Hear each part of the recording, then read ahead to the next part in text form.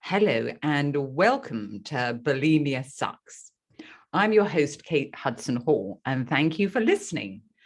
Now, this is a platform for people to share relatable, uplifting, and inspiring conversations based on bulimia, anorexia, and every other eating disorder.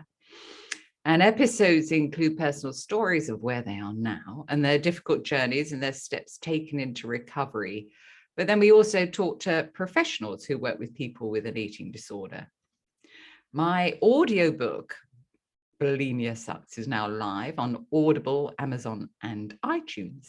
And if you would be interested and would like a free copy of this, then please email me at katehudsonhall@gmail.com and I can send you the code so then you can download it for free.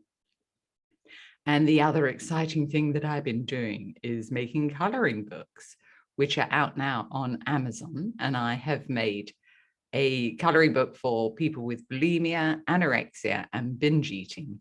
And then also one for anxiety relief. So it's really exciting. I've loved it. And it's been very therapeutic for me to make, which is excellent. So, it includes 35 mandalas, so nice, relaxing, easy to color patterns, with inspiring quotes of wisdom on each mandala. And then on the opposite page, there's questions about what you can learn about that quote and how it can help you to move forward in your journey. So if you'll be interested and would like to have a look at those, if you type my name into Amazon, they'll come up. Now, our guest today, which is fantastic, I'm very excited, is Joni Seeto. Now, she's a therapist who specializes in helping women overcome binge eating and end their lifelong struggle with food and weight. Her unique weightless method helps women make peace with food, reclaim their worth, and feel confident in their own skin again.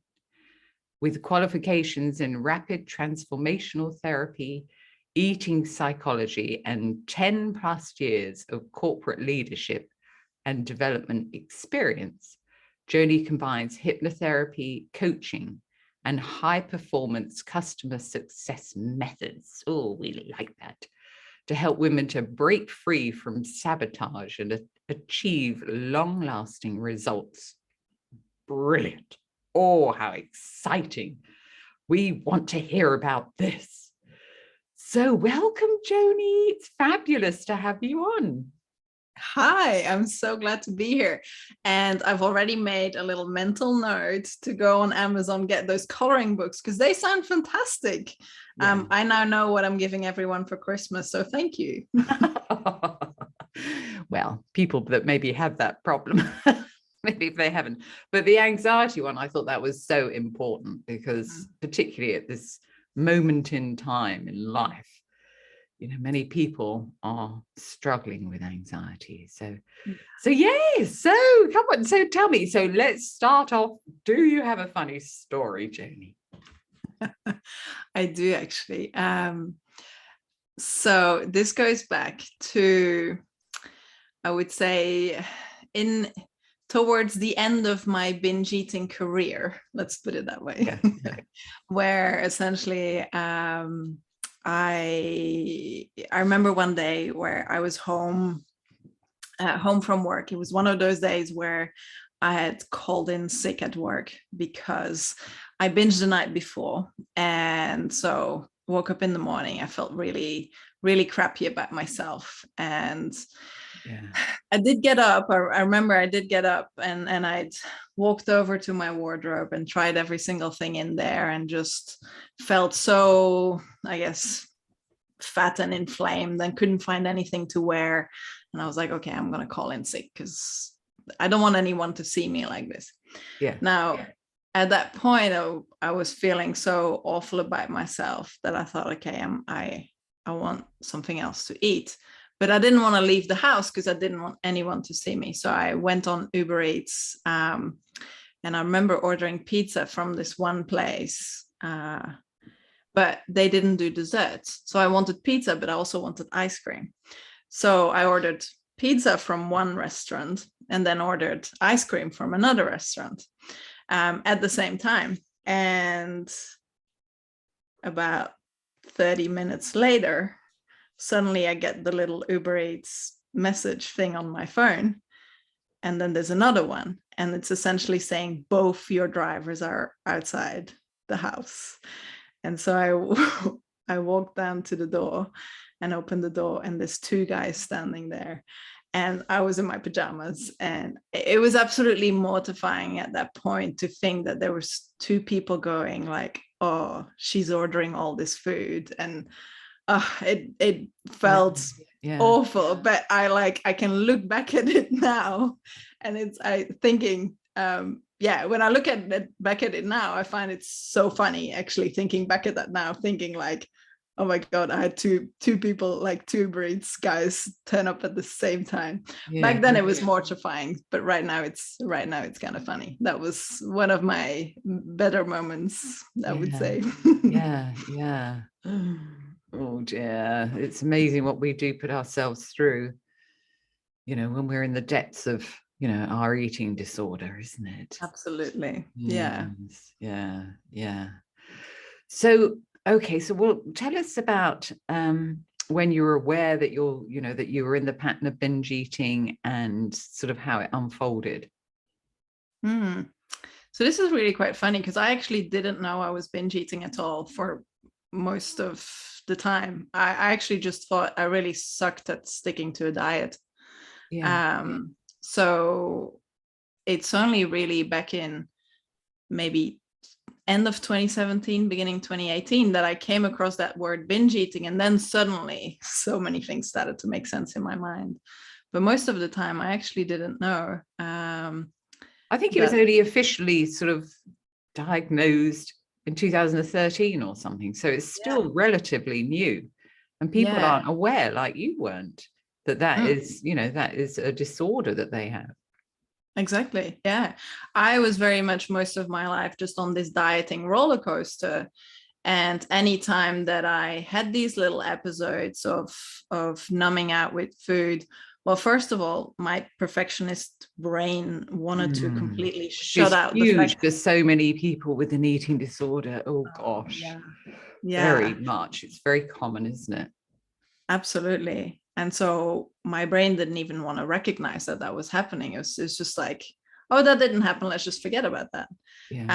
But I did very much think that I just lacked willpower, didn't have enough self-control, and I just needed to do better, try harder, go on another diet, try harder. Yeah. Oh gosh. And then once you sort of realized that this was binge eating, and so what changed then? So I think it was kind of back in 2017 where at that point I had been on this dieting roller coaster for 20 years. So 20 years of doing the same thing, of being in that cycle of not feeling good about myself. So hence thinking, oh, I need to go on a diet in order to lose weight. But then having moments during the day or even getting overwhelmed at work and really feeling crappy about myself, and then turning to food in order to temporarily feel better. Yes. Which then of course made me feel worse about myself. And it was just this whole cycle. And having done that enough times and having pretty much explored all the diets and all the quick fixes and all the milkshakes and the slim fast and all the things, they just don't work. And you need to address the bigger picture and all of those reasons why you're reaching out for food when you're not hungry. Exactly. And so there came a point where I was like, hang on a minute, none of this is working and I keep doing the same thing over and over again. There has to be something else to this. And then I think it just kind of dropped into my mind suddenly of like, oh, maybe this is emotional. And I feel like that's when the tide shifted, where I was like, maybe this is emotional. Yeah. Oh, okay. So it was that recognition that actually this is to do with my feelings and my emotions. Yeah. I think at that point, it wasn't even that yet. It was just like, maybe I have some emotional block somewhere, which is causing me to like hang on to all of this weight. Yeah. Like that was the initial thing. But it was, I guess it was great because it led me down that path of starting to explore this. And the first thing I actually ended up doing at the time is I came across EFT at that point. Oh, we love EFT, the tapping EFT therapy. tapping. Yeah. It's tapping on a routine of points while thinking about any negative feeling, and you can reduce that feeling down. It's fantastic. They call it, it's like acupuncture, but without the needles. Yeah, that's right. Yeah. And I went to see this practitioner and booked in with her for six sessions or something like that. And I went in and we didn't talk about my weight. And I was like, what's going on here?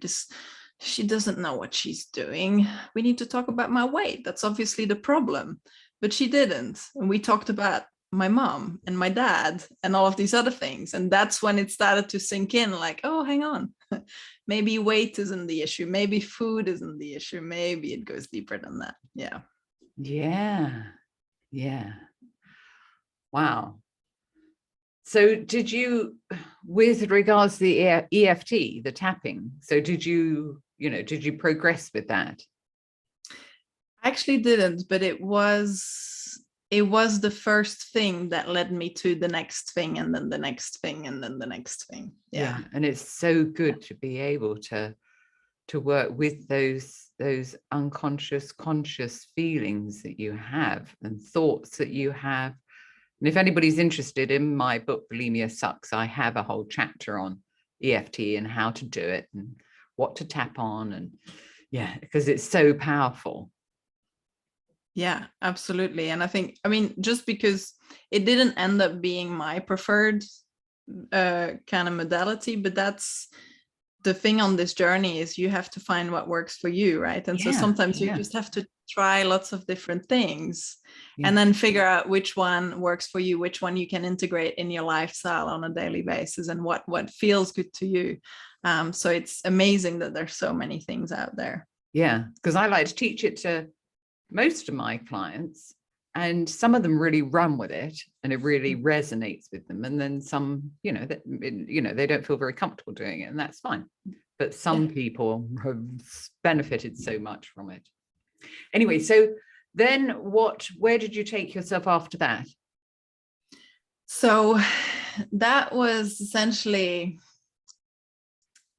after that, maybe a few months after that, was when I pretty much got to my version of rock bottom, where, and I think we sometimes need that on our journeys, even though we're starting to go in the sort of, the right direction, but sometimes we just need that rock bottom moment, because it's only when the pain of being in your current situation gets worse than the pain of changing that we really sometimes only start to change. So for me, the way that looked like is my first business. So at the time I was running a health food store, because I thought that if I surround myself with healthy food, then I will be healthy. That was the thinking at the time. A lot of my life decisions back then were all motivated by what will it do to my weight. So I had started a health food business, but 18 months later, I was essentially a very stressed out business owner, surrounded by food all the time, every single day. So it really accelerated the binge eating, and I was binging on a daily basis because of the stress. My relationship was on its last legs. My health was really suffering as a result of all of this, and it just kind of all came together at the same point. But I ended up closing the business, and suddenly, actually for the first time in my life, I had no next plan.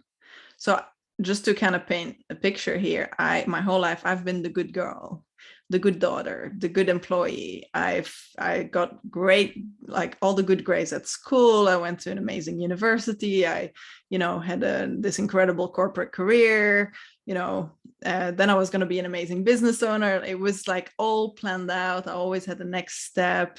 And suddenly, literally everything went away and I didn't have that next plan. But that was the best thing that ever happened, because for the first time in my life, I actually had to pause and ask myself, what do I want to do? And that kind of led me on this personal growth journey where I started to ask myself all these questions. And I came across one mentor, his name is John DeMartini. He's got a very special place in my heart. And he actually kind of explained that sometimes food is a symptom and it shows us that there's something not quite aligned in our lives. And I was like, hang on a minute, that's interesting. And I started running with that idea. And that's what really started to, first of all, help me realize that, oh, there's something going on here. Oh, I'm doing this thing called binge eating. But secondly, it's not because I'm a failure and I'm not good enough and I got like at dieting. It's because there's other stuff going on, and it's mental and it's emotional and maybe even spiritual. Yeah. And that then led me down that path. Yeah. And it's interesting that how we remember specific things that people say to us. It's that power of suggestion that we choose or choose not to pick up and run with. Yeah. Wow. So then how did you take it forward? How did you reach out for the help, and what did you do? What help did you have? So I actually did it mostly all by myself through, I guess, that's not completely true. As in I had certain mentors and different mentors and different people that I learned a lot from. But I feel like my healing journey was very much self-driven, where I just followed the breadcrumbs. Like I would come across this one book, which then led me to the next one, which then led me to this weekend away doing that thing, which then led me to the next thing. And I just kind of followed those breadcrumbs. And what books do you remember that really helped you? Can you remember? One that really stood out to me was In the Realm of Hungry Ghosts by Gabor Mate. Okay. And that is the book that helped me realize I had actually had experienced childhood trauma. And I had no idea that I had, because I actually in my mind had a very happy childhood. Materially, I had everything that I needed. And my parents were very loving. They loved having me. But it helped me realize that I perhaps had never been given the tools, like pretty much none of us have, to deal and cope with my emotions in a healthy way. And I had learned to turn to food. I had learned to turn to all kinds of ways of oral soothing, nail biting. I sucked my thumb until 12 years old. He actually talked about that in the book as kind of a symptom of a child who was emotionally deprived. And reading that made me just suddenly connect all the dots and go, oh, hang on a minute. Mm-hmm. Wow, I experienced childhood trauma and I had no idea. Yeah, and we block it out. Because I was abused when I was 9. I was abused, well, a few times throughout my life, but the first time was when I was 9. And I just buried it away, and I didn't actually talk about it until I was in my early 30s. Yeah, it doesn't surprise me. You know, and hence one of the reasons why I had bulimia for 15 years. So, it's just amazing how it can cause certain behaviors that we don't even realize are all connected. Yeah, but there's actually even 2 types of trauma. There's the obvious ones, like obvious abuse, whether it's sexual or physical, or there's the people who know that something like that happened and that would have caused some trauma. But there's also the kind of trauma where it's like we know we're loved, like we intellectually know we're loved, or we have a relatively happy family situation, but at some level maybe we don't feel unconditionally loved, where and and I think that was more my situation where. So what does that mean though for listeners? Unconditional love.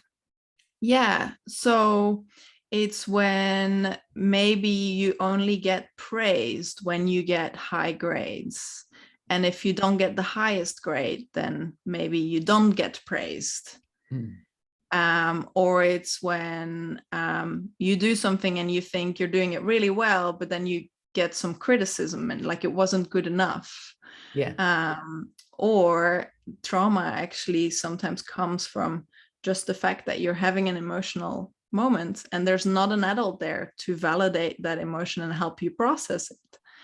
And so hence you're alone with those big feelings, not knowing what to do with them. And so hence those feelings can't pass through the body. And so hence we learn to turn to things like nail biting or thumb sucking or food, which for kids is really, because at that point we don't have alcohol yet, we don't have, it's really just toys and TV and food. And so very often women who struggle with emotional eating or binge eating or have been doing that for their whole life, it's because they never learned in childhood how to be with their emotions. Yes. And we're not, even nowadays we're not taught how to express ourselves, and then it comes out in all sorts of negative ways when you're an adult, isn't it? As in alcohol, drugs, or huge anger, or anxiety. Yeah. So I feel like that book by Gabor Mate, the book is in itself, it's more about drug and alcohol addictions, but the symptoms are the same. Like the symptoms are different, but the root cause is all the same. So I was able to kind of get a lot of parallels from that, and that really kind of made me understand that all our so-called negative behaviors all come from a positive intent. That originally it all started in order to keep ourselves safe, in order to comfort ourselves, protect ourselves. Yeah, absolutely. Yeah. So positive intention behind a behavior is a reason why somebody is behaving that way. Yeah. So it's getting down to the root cause. They call it a secondary gain, don't they? Of what's the underlying, specific roots of that behavior, and then working with those. Yeah, so that's the first thing that I share with everyone, is once you understand that you're doing it for a very good reason, or at least you started doing it for a very good reason, that can take some of that judgment away. Because I think, those of us who struggle with eating disorders, we tend to be so critical towards ourselves, right, about it. And so when you understand that it actually was your 3-year-old kid or your 5-year-old kid, like that little girl or little boy, who was actually just wanting to feel safe because there was no one there to help them feel safe, it helps you get a little bit of self-compassion. And that's when we can start to look at the quote unquote problem as a symptom, and that and really start to work towards healing. Yeah. I remember I always liked this phrase that it is, people are not their behaviors. And I've always really thought that was very powerful, because people can reach out for alcohol, become alcoholics, and cause all sorts of waves in the family and difficulties. But if you were to step back and think, actually, this is their behavior, it's not actually them, it just makes it so much easier to be able to help that person. Absolutely. And there's so much stigma in our society, right? Where it's like, even with alcohol addiction, you can't control yourself, or But the same with binge eating, there's so much shame. That's why we do it behind closed doors. That's why no one knows about it. No one in my family, even, I mean, I had been with my partner, now husband, 4 years at that point. He had no idea that this was happening. But because there's so much judgment and stigma, we almost see people who struggle with that as like lesser human beings, or when actually, when you start seeing them as really traumatized children, suddenly that shifts perspective. Yes. Like a lot. Yeah. Yeah. So you kind of did a lot of reading and you had your mentors. Was there anything else that helped you on your pathway to recovery? Yeah. So originally I started first, I guess, working on the mindset piece a lot. So shifting my perspective and specifically learning to shift my negative self-talk. And how did you do that?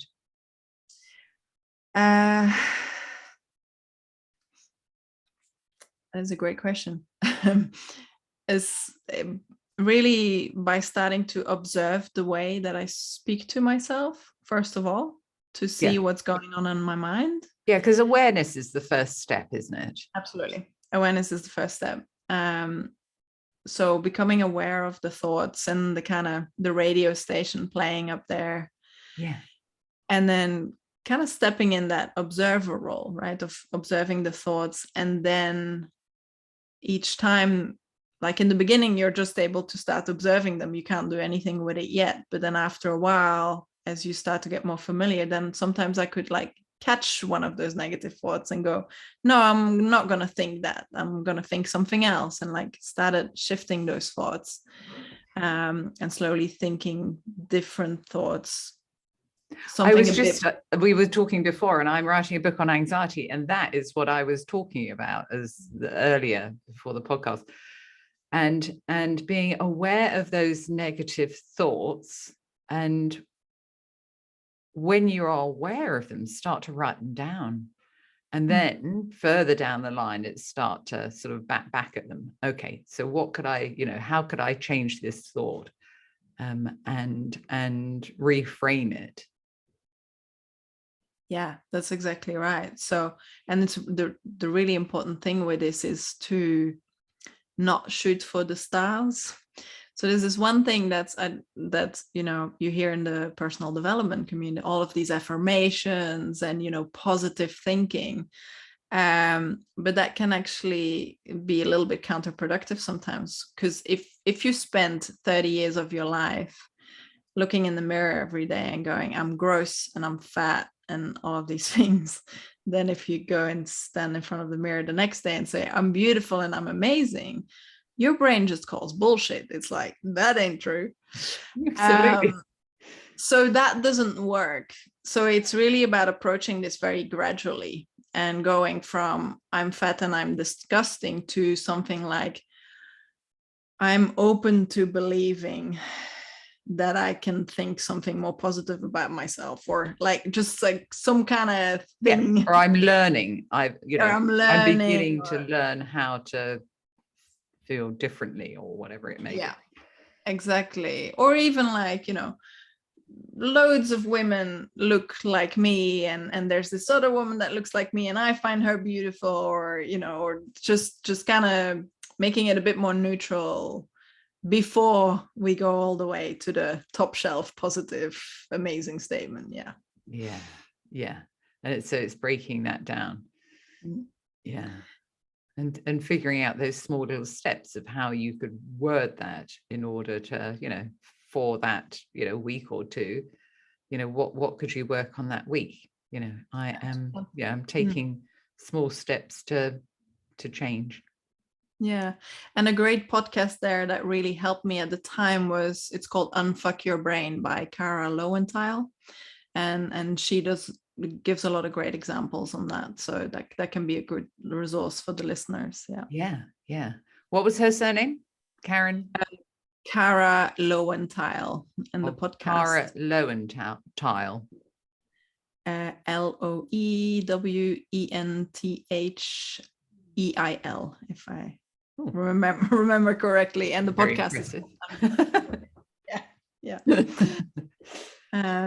Yeah, so that was like the next thing that I did, is starting to work on that, on the thoughts, and also starting to essentially understand that my food cravings were a symptom.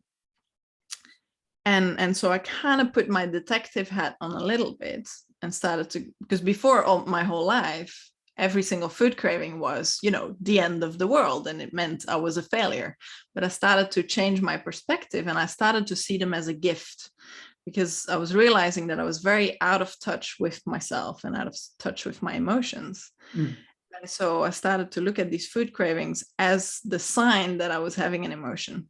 And so it became this game of like curiosity of, oh, I'm having a food craving.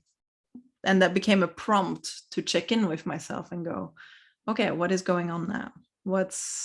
And very quickly I started to realize that I had this tendency of perfectionism, and I would tend to put way too much things on my own plate and overwhelm myself. And every time I then felt overwhelmed, that's what I wanted to turn to food. So that's what slowly enabled me to start intercepting, I guess, the binges and the thought processes, and start taking different action. Yeah, amazing. So then, moving forward, so where are you now, and what are you doing now? So as I went on my journey and started healing myself, I actually just started speaking out about it. And suddenly, as I talked about it, suddenly someone messaged me and go, oh my God, I do that too. I had no idea that there was someone else out there. And then the next week, another one and another one. And I actually started just helping women quite organically, and then I ended up retraining as a therapist. And that was actually fantastic, because I think you probably understand this. When we're teaching, it helps us heal. So the more I was teaching and helping other women, the more I was actually having to internalize all these lessons. Yeah. And it helped me on my healing journey. And that's actually when I started retraining. I then worked with Marissa Peer in Rapid Transformational Therapy. And so now I've just kind of finished creating an online program, and working with women one-on-one. And now going forward, I'm expanding that to more of a group setting as well. So that's sort of where I'm at on my business journey. And personal journey, I would say I'm feeling just really, really freaking good about myself at the moment. I love it. Yeah. And I think that's been the most amazing and rewarding thing, because it's so interesting. My whole life, I felt so pressured of losing weight and all of this. And turns out I have not lost any weight at all. I'm pretty much at the same, if not a bit more, but my entire life has transformed completely. Which goes to show that it has nothing to do with the weight, even. It's about all the other stuff. Absolutely. And what you said you'd set up a group. So what sort of group is it? Could people come along and join if they were interested? Or absolutely. So it's called the Weightless Experience. Not weight loss, but weightless, with an E, where essentially we remove all the weight that you're really carrying, which is more of the mental and the emotional stuff. And so it's a group healing program, where we go through these 6 steps of, first of all, building awareness and decoding your cravings, then starting to shift your mindset, and go into the subconscious mind. I know you talk about that a lot. And after that, we work on healing emotional trauma and childhood trauma. and then do some work around body acceptance and intuitive eating, and also look at the spiritual side of, so often when we're not feeling good about ourselves, we stop ourselves from living our life.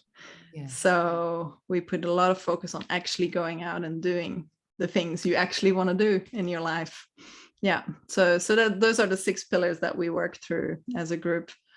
And it's pretty phenomenal. I just got some feedback from the clients who've just finished up this year, and it's so rewarding because it's not about the food. Yes, they're seeing such amazing results when it comes to binge eating, where that's not even an issue anymore, but it's just transformed their whole life, and that makes me very, very happy. Yeah, absolutely. And so if people were interested in your course, how would they go about joining? Yeah, so you can find me on Facebook and Instagram at Joni Seeto. And I'd say a really great place to start is the Decode Your Cravings quiz, which is an assessment that I've created to help women and with that awareness piece, because I think that's very much the hardest part in the beginning, is you're turning to food but you don't know why. And so I've created a bit of a diagnostic tool to help with that. So if you go to joniseeto.com/quiz, that's a fantastic place to start. Oh, I love it. I love it. And when we were talking earlier, you said that you are writing a book. Yes, that's one of those things that's been living in my head for a while. That's going to soon appear on paper. So hopefully to come out in 2022. It's going to be written in 2022, but whether it comes out then or I'm sure these things take a while, don't they? You know more about this than I do. Yes. Well, it depends. Yes. But I'll definitely do my best, and it will be called Weightless. And it's essentially a guide for women to make peace with food, reclaim their worth, and feel confident in their own skin. Incredible. We're looking forward to it. No pressure. Thanks. Well, Joni, thank you so much for joining us. Oh my gosh, for your honest and valuable information. Thank you. It's been a pleasure to talk with you. And like, as I was saying before, I actually lived in London for a couple of years there. And so hearing your accent brings so many lovely memories back, which is amazing. Oh gosh, yes, because you're originally from Belgium, you said. Yeah, that's right. Yeah. Yes. Living in Melbourne, Australia now. That's right. Yeah. And thank you so much, Kate, for all the really important work you're doing in the world. I love your podcast, and I'm definitely gonna try out one of those coloring books. Oh, thank you, Joni. It'll be interesting to see what you think. So thank you so much, Joni. This has been amazing. And that's all for today's episode of Bulimia Sucks. And thank you to everybody for listening. And before we go, make sure that you subscribe to the podcast on Apple iTunes so you never miss an episode. And also let us know what you think by showing some love, your favorite podcast, by leaving us a review on Apple Podcasts or wherever you wish. So thank you to everybody for listening, and I look forward to chatting with you in the next podcast.